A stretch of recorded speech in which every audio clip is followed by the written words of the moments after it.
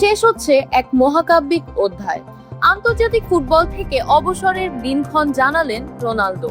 পর্তুগালের জার্সিতে আন্তর্জাতিক ফুটবল থেকে বিদায় নিতে যাচ্ছেন ক্রিস্টিয়ানো রোনালদো। ক্রীড়া সাংবাদিক মোহাম্মদ আল ওয়াদের সূত্র ধরে জানা গেছে, ইউএফা নেশনস লিগে আগামী 24 সেপ্টেম্বর ওয়েলসের বিরুদ্ধে ম্যাচটি হতে যাচ্ছে 41 বছর বয়সী এই মহাতারকার শেষ আন্তর্জাতিক ম্যাচ। সিনট্যাক্স রিচার্জেবল ফ্যান দিচ্ছে টানা 7 ঘন্টা ব্যাকআপ।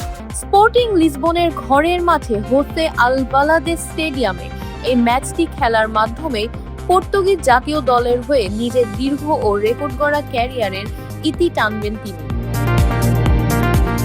পর্তুগালের নতুন কোচ জর্জ জেসুস দায়িত্ব গ্রহণ করে দলে বড় কোনো তাৎক্ষণিক পরিবর্তন না করার নীতি গ্রহণ করায় রোনালদোর জন্য মাঠ থেকে এই সম্মানজনক বিদায় নেওয়ার সুযোগ তৈরি হয়েছে।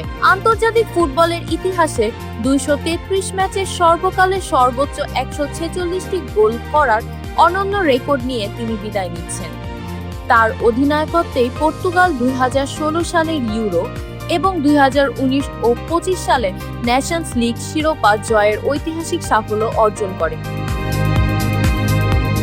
আন্তর্জাতিক ফুটবলকে বিদায় জানালেও 41 বছর বয়সী রোনালদোর পেশাদার ফুটবল ক্যারিয়ার এখানেই থামছে না।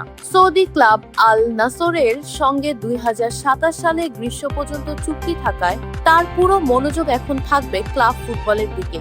বর্তমানে মোট 976টি গোলের মালিক রোনালদোর মূল লক্ষ্য বিদায়ের আগে অপেশাদার ক্যারিয়ারে 1000 গোলের কাল্পনিক মাইলফলক স্পর্শ করা।